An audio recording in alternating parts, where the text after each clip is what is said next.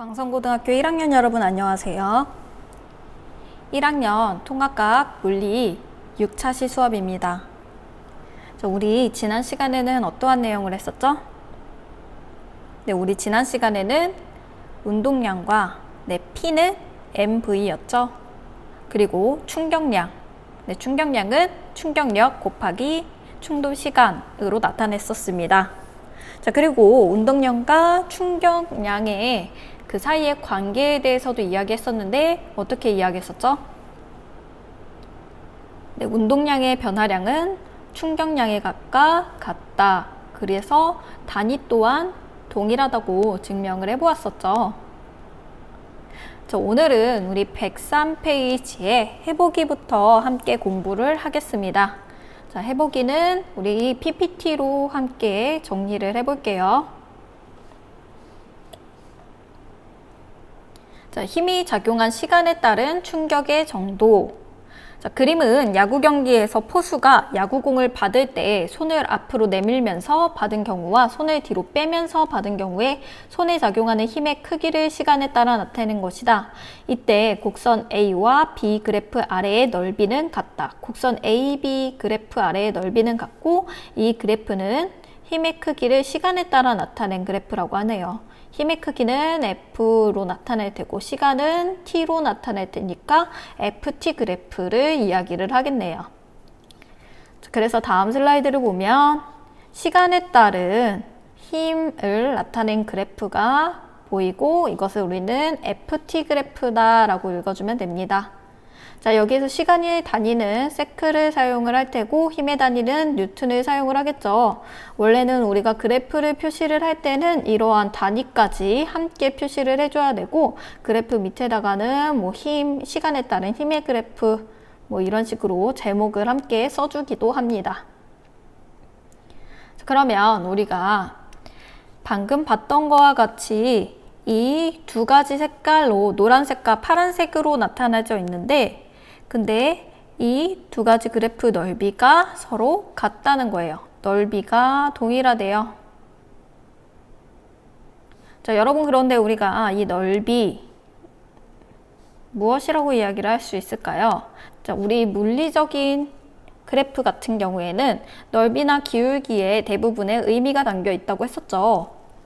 여기에서 넓이가 의미하는 값은 무엇일까요? 힌트는 X축과 Y축에 나와 있는 그 명칭으로 생각을 해보면 좋습니다.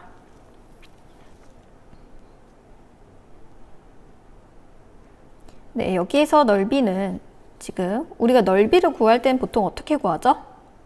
네, 가로 곱하기 세로 이렇게 많이 구하죠. 직사각형인 경우에는 밑변 곱하기 높이, 가로 곱하기 세로 이런 식으로 나타낼 것입니다. 지금 같은 경우에는 힘이 변화하고 있지만 이러한 경우에도 선생님이 만약에 이 힘을 시간에 따라서 일정한 시간에 따라서 쪼개준다면 그러면 이것을 어떻게 나타낼 수 있냐면 어떠한 직사각형의 모임으로 나타낼 수 있다고 이야기를 했었죠. 만약에 이거를 더 잘게 쪼개면 잘게 쪼갤수록 이 오차의 값은 더 줄어들 것이라고도 이야기를 했었습니다. 그렇기 때문에 우리가 이 힘이 변하더라도 넓이를 구할 때는 X축 곱하기 Y축을 해주면 된다고 했었죠. 이게 바로 적분이라고 이야기를 합니다. 그런데 지금 같은 경우에는 가로축은 시간축이고 세로축은 힘축이니까 F 곱하기 T를 의미를 하는 거네요. 여러분 근데 이거 지난 시간에 우리가 엄청나게 많이 봤었죠. FT는 뭐죠? 힘 곱하기 시간은? 네, 충격량이었죠. I 충격량이었습니다. 충격력 곱하기 시간은 충격량과 동일한 거죠. 그런데 이 A 그래프와 B 그래프의 넓이가 서로 동일하다는 것은 즉 충격량이 A와 B가 동일하다는 거겠네요. 충격량이 동일하다는 것은 또 운동량의 변화량 또한 동일하다고 이야기를 할 수가 있죠. 자, 여러분 그러면 충격량이 동일한 때 이 두 그래프의 차이점은 뭘까요? 첫 번째로는 시간적인 측면에서 바라봤을 때 누가 더 크죠? TA보다 TB가 더 길다는 것을 알 수가 있습니다. 그렇다면 힘, 충격력 차원에서 바라본다면 어떠한 차이가 있죠? 네, 힘 차원에서 봤을 때는 A의 평균값이 훨씬 더 크죠. B보다 A가 더 크니까 A가 FB보다 더 크다. 그렇기 때문에 작은 것 곱하기 큰 것, 큰 값 곱하기 작은 것 해서 서로 이 둘의 곱한 값이 A와 B가 동일하게끔 나올 수가 있었습니다. 자, 여러분 그러면 충돌 시간을 길게 하면서 충격력을 줄이는 이 B가 포수 입장에서 바라봤을 땐 어떠한 상황일까요? 첫 번째 상황에서는 손을 앞으로 내밀면서 받은 경우, 두 번째 상황에서는 손을 뒤로 빼면서 받은 경우였는데, 자, 그러면 이 두 가지 상황에서 언제일 것 같아요? 시간을 길게 하면서 충격력을 줄이는 것은? 우리가 경험을 통해서도 알죠? 언제 안 아파요? 네, 손을 뒤로 빼면서 받는 경우가 충격력이 덜하죠. 덜 아파요. 그러니까 B 상황이 포수가 손을 뒤로 빼는 경우가 되겠고,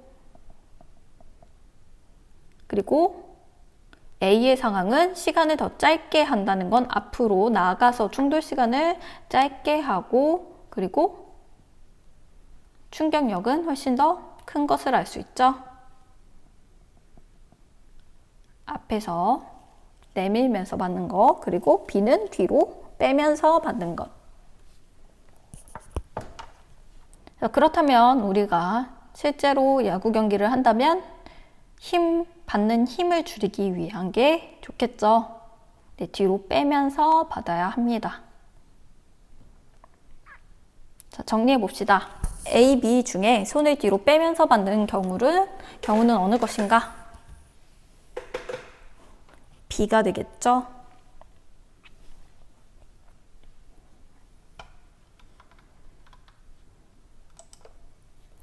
두 번째, A, B 중 손이 받는 평균 힘이 더 큰 경우를 고르고 그 까닭은 무엇인지 이야기해보자.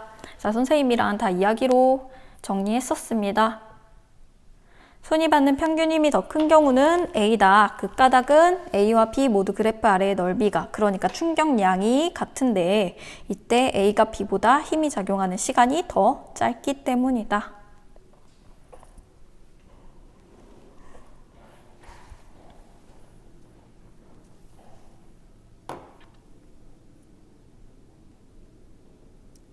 그래서 충격량이 동일할 때 시간을 길게 하면서 충격력을 줄이는 일상생활에 예가 굉장히 많이 있습니다.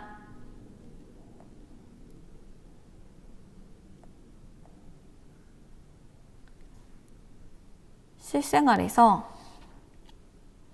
충격 완화의 원리를 사용하게 되는데 힘 시간 그래프에서 아래 넓이가 같을 때, 그러니까 충격량이 같을 때 힘이 작용하는 시간이 길수록, 그러니까 충돌 시간이 길수록 평균 힘의 크기가 작아진다. 평균 충격력의 크기가 작아진다를 이용을 하는 거죠.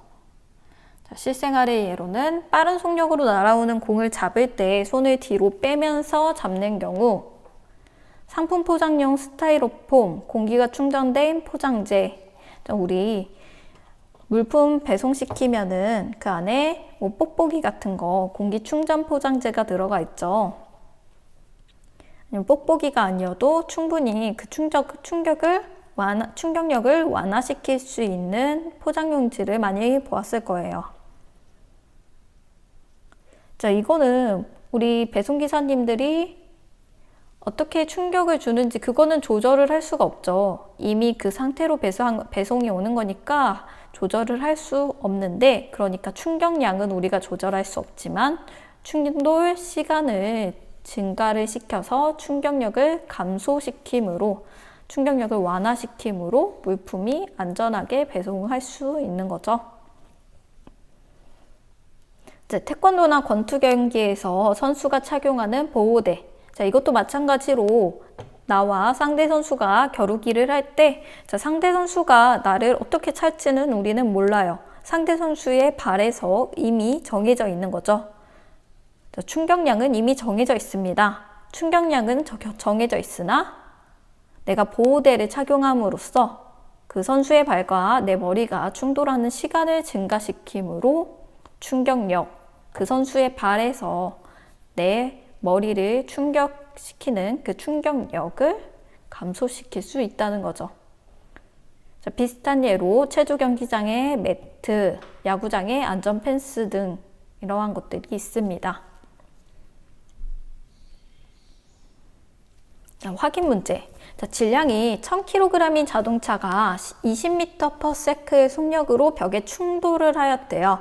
완전히 정지하는데 0.5초가 걸렸다면 그동안 자동차가 받은 평균 힘은 몇 뉴턴인가 라고 되어 있는데, 우리가 자동차가 이제 벽 쪽으로 운전을 해서 올 텐데 이게 20m/s로 다가오고 있다고 합시다. 다가오는데 이제 벽에 꽝 하고 부딪히게 되면은 이제 벽을 깨부수고 나가지 않는 이상 벽에 의해서 정지해야 되겠죠. 우리가 정지한다는 건 항상 물리적으로 동그라미 표시를 해주고, 이것이 의미하는 바로는 정지했을 땐 속력이 0을 의미하는 거겠죠. 0m/s가 됩니다. 나중 속도가 0m/s가 되는 거예요. V'이라고 표시를 할게요. 나중 속도니까. 그런데 우리가 처음에 자동차가 움직이는 속도는 20m/s였죠. 여러분, 그런데 이 문제에서 중요한 것은 속력으로 벽에 충돌했다는 겁니다. 우리가 충돌 문제는 항상 운동량 보존 법칙 혹은 충격량 법칙으로 풀어줘야 해요.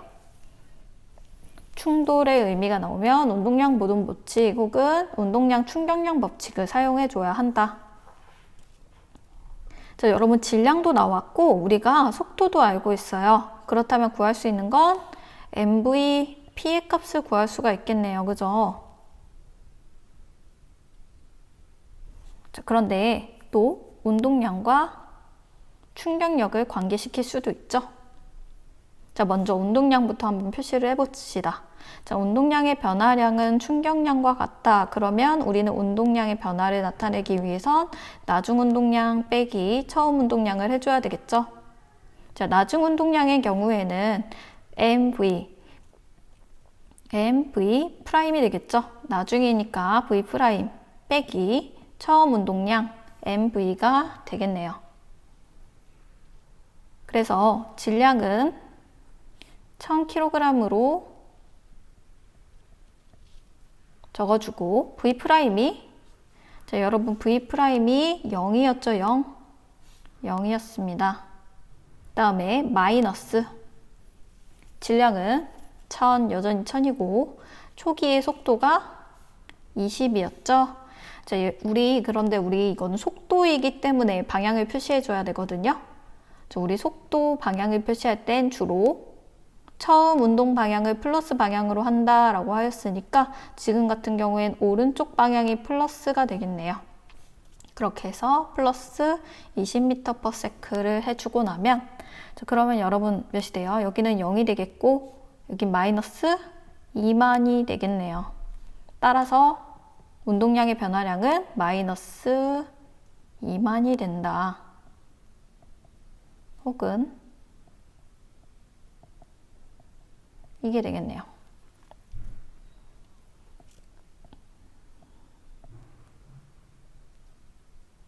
그렇다면 이제 운동량의 변화는 충격량과 같다. 이거를 이용을 해봅시다. 운동량의 변화는 마이너스 2만이었어요. 초는 이제 우리 충격량은 FT로 나타내야 되는데 여기서 초는 0.5초였고, 그렇다면 우리가 구하고자 하는 평균 힘은 몇일까요? 평균 힘은 4만이 되겠죠? 그래서 4만 뉴턴이 되겠네요.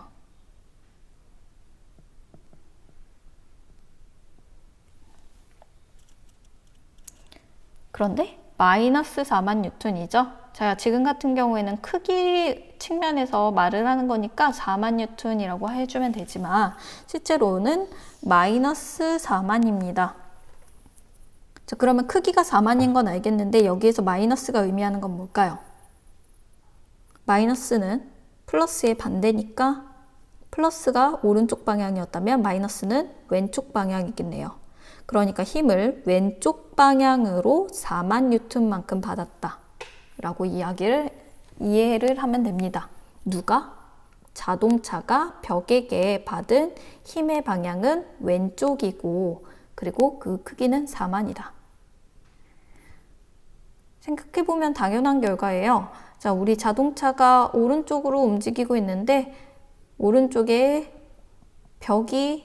거대한 벽이 있어요. 그럼 이 벽이 이 자동차를 정지시키기 위해서 주어야 하는 힘의 방향은 자동차에게 왼쪽 방향으로 주어야지 점점점 정지할 수 있겠죠? 그렇기 때문에 마이너스가 나온 겁니다. 그런데 우리 지금 교과서 차원에서는 크기만 사용하고 있으니까 부호는 떼고 운동량의 변화는 그냥 2만 뉴턴 세크라고 표현을 했었고, 그리고 평균 힘 또한 부호 떼버리고 4만 뉴턴이라고 이야기를 하고 있습니다. 자, 여러분 교과서에 잘 정리해 보세요.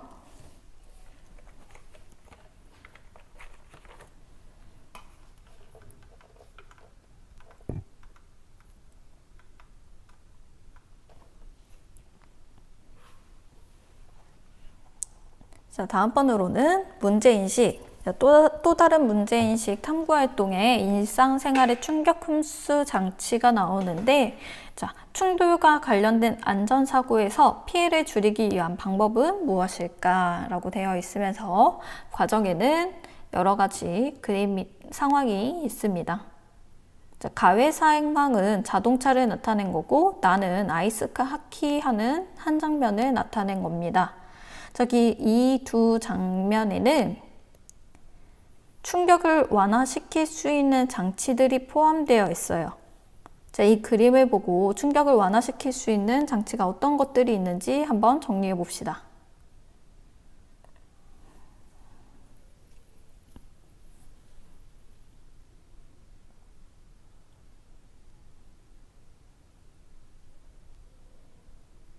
자, 1번. 가 나이에서 충돌 시 사람을 보호하기 위한 안전장치를 찾아보고 그 역할과 원리를 정리해보자. 자, 여러분, 우리 자동차 사고에서 사람을 보호하기 위해서 적용되어 있는 안전장치가 어떤 것들이 있죠? 방송에서도 많이 나올 거예요. 첫 번째로는 항상 우리가 차에 타면 안전벨트를 착용을 해야 되죠. 안전벨트가 있을 테고, 두 번째로는 우리 이 차량에서 사고가 났을 때 운전자석에 위치한 에어백이 있겠죠. 자, 또 찾자면 어떤 것이 있을까요? 어떤 친구들은 이것까지 안전장치에 포함되나? 라고 생각을 할 수도 있는데, 세 번째로는 범퍼가 있습니다. 범퍼가.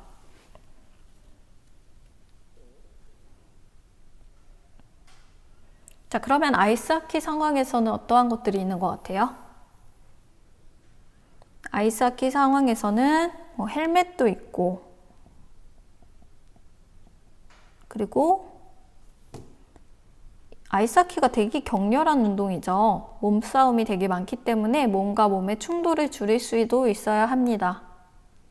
그렇게 해서 보호대도 선수들이 착용한 것을 볼 수가 있네요.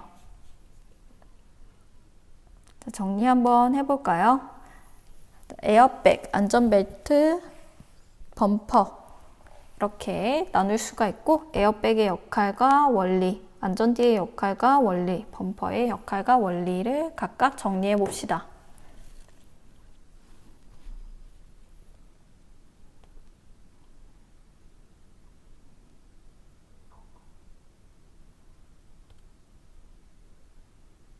범퍼 같은 경우에는 지금 보니까 원리가 적절히 찌그러지도록 되어 있어서 충돌 시 충격이 가해지는 시간을 길게 해준다고 하죠.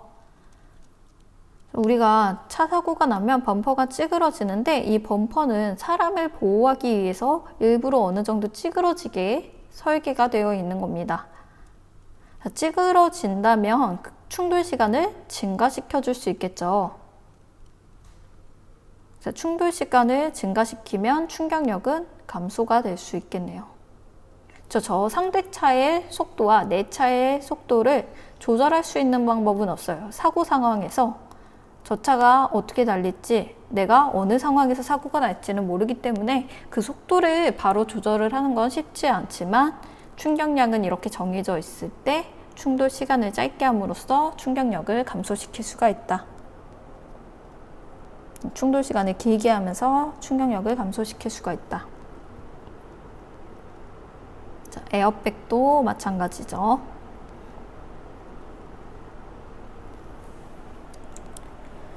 자, 나 상황에서는 헬멧과 무릎 보호대가 있는데, 원리는 충돌 시 머리로 전달되는 힘의 크기를 작게 해준다. 마찬가지로 충격력을 적게 해주고, 또 밑에도 충전재가 들어있어서 충돌 시 힘이 가해지는 시간을 길게 함으로써 힘의 크기를 작게 해준다.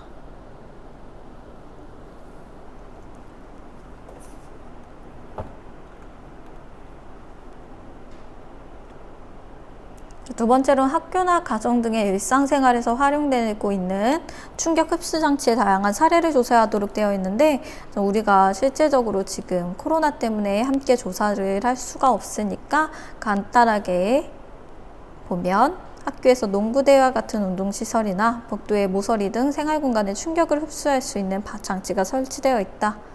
가정에서는 바닥용 매트, 문이 서서히 닫히도록 설치된 완충장치, 가구의 모서리에 부착한 스펀지 재질의 충격 흡수 장치 등을 찾을 수 있다.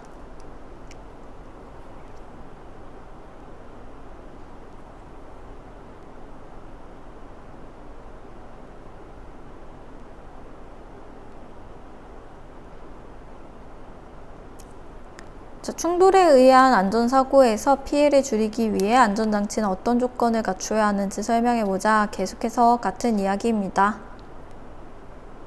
충돌이 일어났을 때 힘의 크기를 최소화하기 위해서 시간을 늘리고 힘은 줄일 수 있도록 설계를 해야겠죠.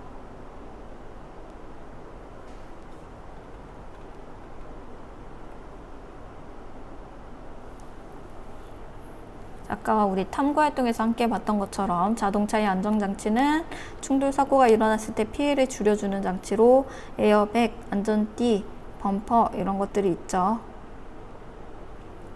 자, 또 충돌 사고를 예방하기 위한 장치로는 자동차의 긴급 제동 장치.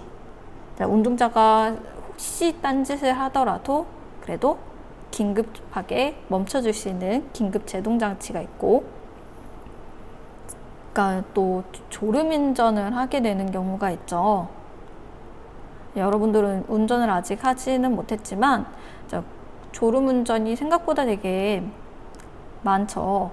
그래서 이때 갑자기 이제 차선을 이탈하게 하는 경우가 있는데, 그때 이탈을 경보하는 경보장치가 있기도 하고, 또 안전거리 유지장치를 통해서 긴급제동을 하기도 하고, 그리고 우리 후사경을 보면은, 그러면 백밀러라고 하죠. 백밀러를 보면 옆에 불빛이 깜빡깜빡하게 들어오는 것들 또한 볼 수 있을 겁니다.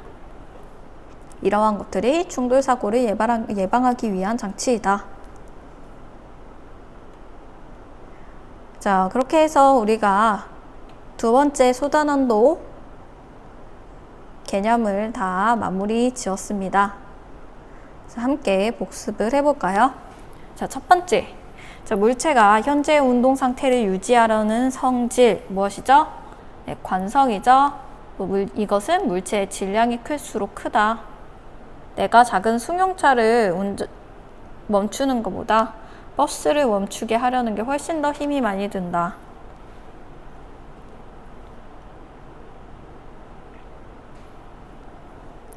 두 번째로는 자, 질량 곱하기 속도 무슨 개념이죠? 네, 운동량이죠. 자, 힘 곱하기 시간은 충격량이고, 자, 충격량이 같을 때 힘이 작용한 시간이 길수록 평균 힘이 작다.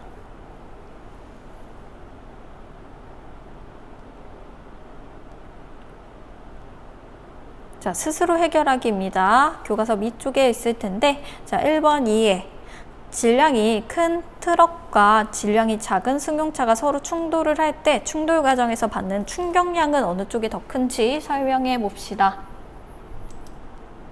여러분 어떨 것 같아요? 트럭이 더 크기 때문에 질량도 크고 그렇기 때문에 충격량도 더 크지 않나요?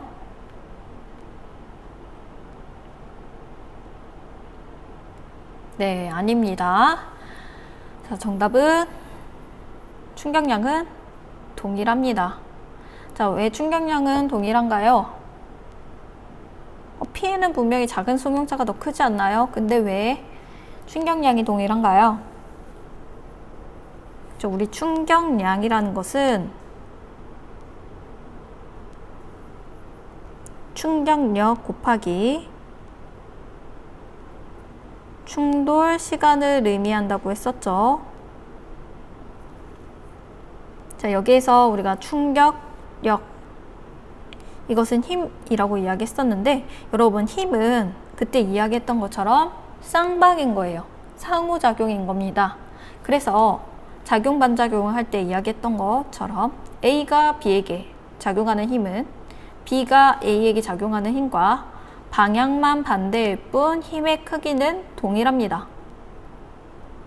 지구가 여러분을 당기는 힘, 여러분이 지구를 당기는 힘은 크기가 같고 방향이 반대이죠. 왜? 그 힘은 정해지는 것이 거리의 제곱에 반비례하고 중력산수에 비례하고 지구의 질량에 비례하고 여러분의 질량에 비례하게 되니까요. 그래서 쌍방이기 때문에 지구와 내 질량의 곱이기 때문에 둘 다 동일할 거예요. 지구 측면에서 생각을 해본다면 G, 상대의 질량, 자신의 질량이 되겠고 지구와 나 사이의 거리 R로 동일하겠죠. 그것의 제곱, R제곱에 반비례하겠고요. 자, 그러니까 내 입장에서 생각하나 지구 입장에서 생각하나 이 힘의 크기는 동일합니다. 단 방향만 서로 반대로 바뀌는 거죠. 그래서 트럭이 승용차에게 작용하는 힘과 승용차가 트럭에게 작용하는 힘은 방향만 반대일 뿐 크기는 동일합니다. 충격력의 크기는 동일하게 되고, 또 충돌 시간. 자, 나는 3초 동안 박았는데 상대차는 1초 동안 박을 수 있어요? 그럼 충돌이 아니죠. 자, 충돌이라는 것은 동시간에 이루어지는 것이 충돌입니다. 그러니까 충돌 시간마저 동일을 할 거예요. 자, F 동일하고 T 동일하니까 충격량 또한 동일해야 되겠죠. 자, 충돌 과정에서 같은 시간 동안 서로 주고받는 힘의 크기가 같으므로 충격량은 같다.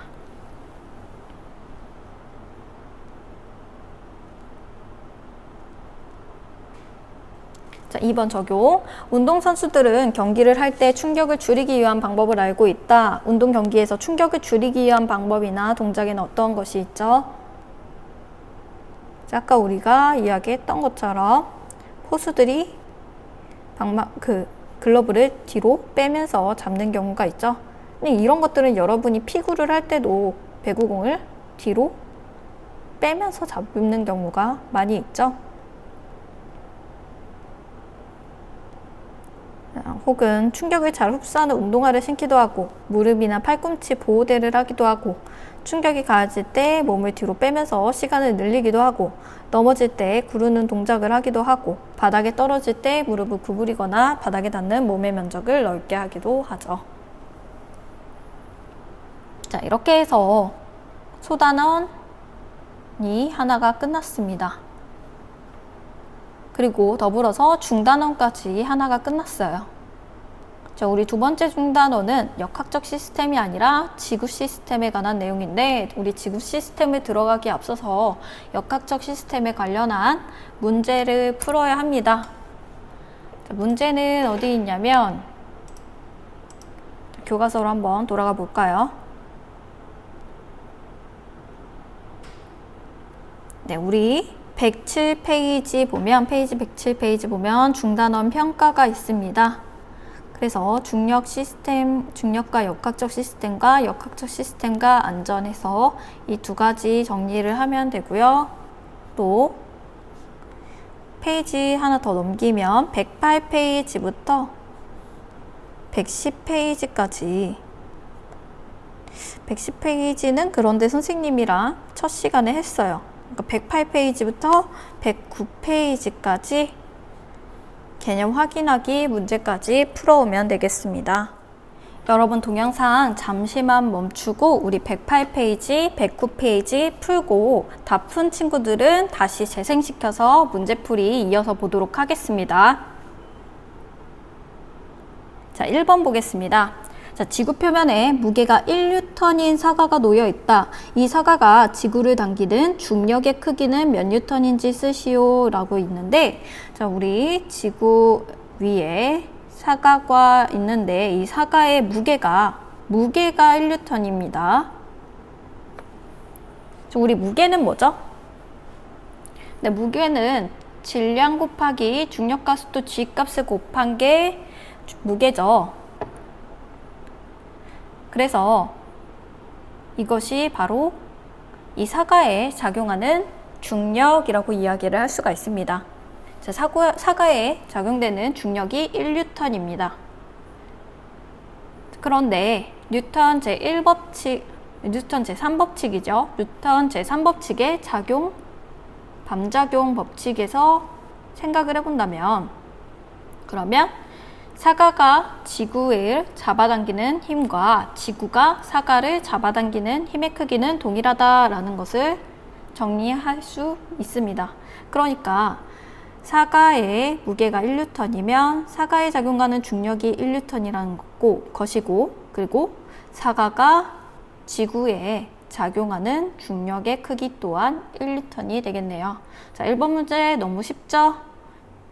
사과가 지구를 당기는 중력의 크기 또한 1뉴턴이다. 자, 이것은 우리가 방금도 적었던 것처럼 중력의 크기는 이 둘 사이에 거리 제곱에는 반비례하고 중력가속도 G에 비례하고, 그리고 지구의 질량에 비례하고 사과의 질량에 비례하게 되죠. 그런데 아까 이 크기가 1뉴턴이라고 이야기를 해줬으니까 지구 입장에서 저 또한 1뉴턴이다. 자, 2번. 자, 그림은 직선상에서 등가속도 운동하는 장난감 자동차를 0.2초 간격으로 찍은 거래요. 자, 동일한 시간 간격 0.2초입니다. 시간 간격은 0.2초예요.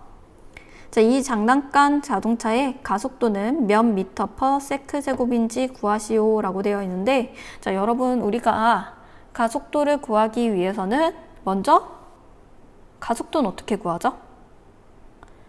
걸린 시간분의 속도 변화량으로 나타내죠.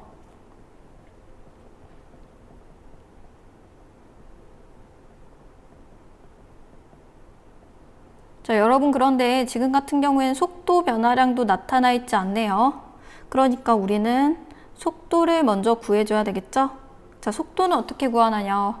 속도는 어떻게 구해요? 속도는 걸린 시간 분의 이동, 거리, 변이로 나타낼 수 있죠. 변이. 자, 그러면 여러분, 자, 시간에서 시간 이제 또 0.2초 간격으로 여기만큼 0.2초 흐르면 여기까지, 0.2초 흐르면 여기까지 이렇게 이동을 하고 있습니다. 자, 첫 번째 0.2초 동안은 속도가 몇이죠? 0.2초 분의. 자, 지금 센치로 나와 있는데 우린 센치로 사용하지 않고 미터로 사용을 할 겁니다. 미터를 사용을 할 거니까 여러분 100cm가 1m죠? 그럼 10cm면 0.1m 이동을 한 거겠네요. 변이는 0.1m가 되겠죠? 자, 그러면 이거 2분의 1m/s니까 결국에 0.5m/s. 첫 번째 0.2초에는 0.5m/s가 되겠고, 자, 두 번째는요. 두 번째 0.2초 동안은 자, 20cm를 갔습니다. 그러니까 0.2m가 되겠고, 그때는 위아래에 약분해서 1m/s가 되겠죠. 자, 세 번째는 30cm를 갔으니까 0.3m를 갔네요. 그래서 0.3m를 해주면 2분의 3이 돼서 1.5m/s가 되겠죠. 또 0.2초 뒤에는 40cm를 가니까 그때는 굳이 안 구해도 2.0m/s가 될 테고, 그 이후에는 50cm니까 2.5m/s가 되겠죠. 자, 여러분 안 봐도 지금 0.2초마다 0.5m/s씩 증가하고 있는 것을 볼 수가 있습니다. 자, 그러니까 속도 변화까지 우리 구할 수 있겠네요. 0.2초 만에 0.5m/s씩 변하고 있죠. 자, 그러면 가속도는 걸린 시간은 0.2초 분의, 자, 속도 변화량은 지금 나중에서 처음을 빼면, 또 나중에서 처음을 빼면 항상 0.5m/s로 일정한 것을 알 수가 있습니다. 자, 그러면 결국에 약분하고 나면 2s 분의 5m/s니까, 자, 2분의 5는 2.5죠. 그래서 2.5m/s 제곱이 되겠네요. 자, 이 장난감 자동차의 가속도는 2.5m/s 제곱이다. 자, 정리를 해 놓으시길 바랍니다.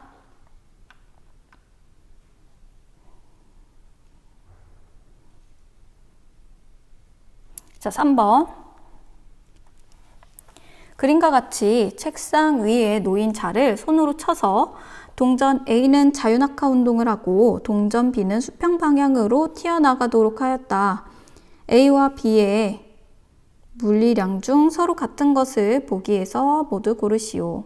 자, 그러니까 이 자를 이렇게 손가락을 이용해서 밀어주면, 그러면 A는 자 위에 있었으니까 자가 뒤로 밀리면서 A는 그 자리에서 그대로 떨어지는 자유낙하 운동을 하겠고, B인 경우에는 자가 이제 이 끝쪽에서는 앞으로 이렇게 오겠죠. 그럼 자가 앞으로 이동을 하면서 앞에 있는 동전을 툭 치게 되면서 자가 수평 방향을 가지면서 떨어지는 운동을 하겠네요. 무슨 운동?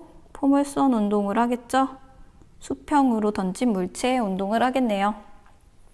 자, 여기에서 단 공기 저항은 무시한다 라고 합니다. 자, 여기에서 A와 B의 서로 같은 것을 물리량을 찾아봅시다. 자, 먼저 분석을 해봅시다. 자, A의 운동은 수평으로는 속도가 없어요.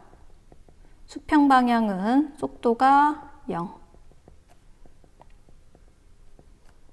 그리고 자유낙하를 하죠. 연직 방향으로는 자유낙하를 하네요.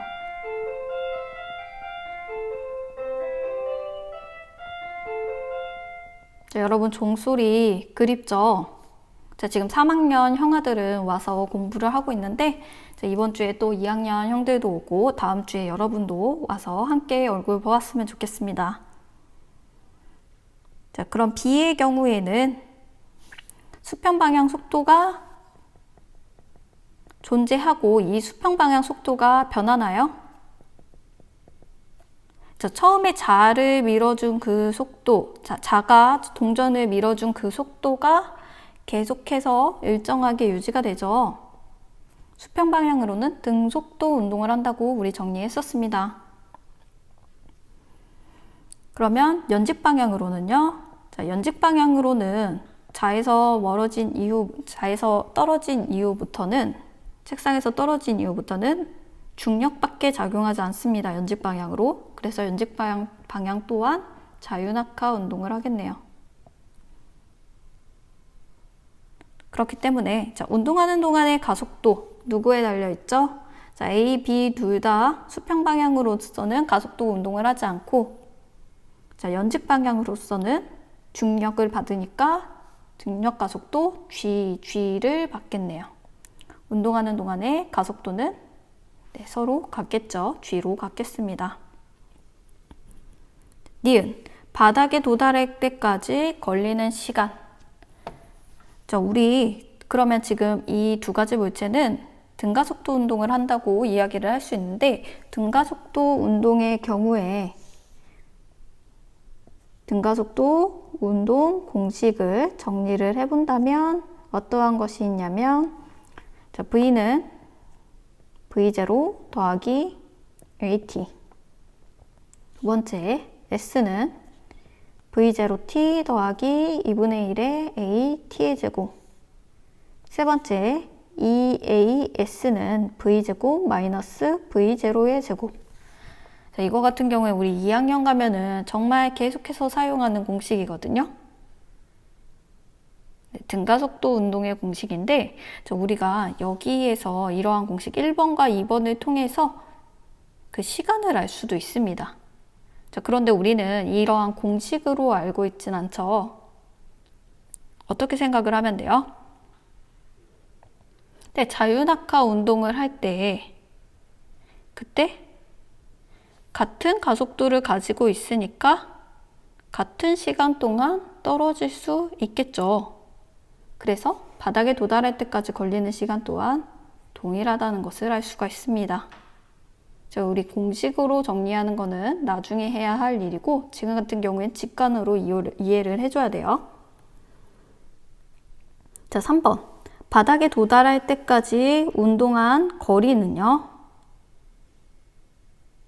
자, 먼저 자유낙하 측면, 연직 방향 측면에선 둘 다 자유낙하 운동이기 때문에 떨어진 높이는 동일할 겁니다. 그런데 A와 달리 B는 수평 방향으로도 이동을 하죠. B는 수평 방향 플러스 연직 방향 거리를 해줘야 되고 A 같은 경우에는 수평 방향은 이동 거리가 없고 그냥 그 자리에서 연직 방향으로만 높이를 가지고 떨어지니까 B가 A보다 이동한 거리가 더 크겠네요. 그렇게 해서 디귿은 틀린 게 됐습니다. 그래서 정답은 기역, 니은이 되겠죠.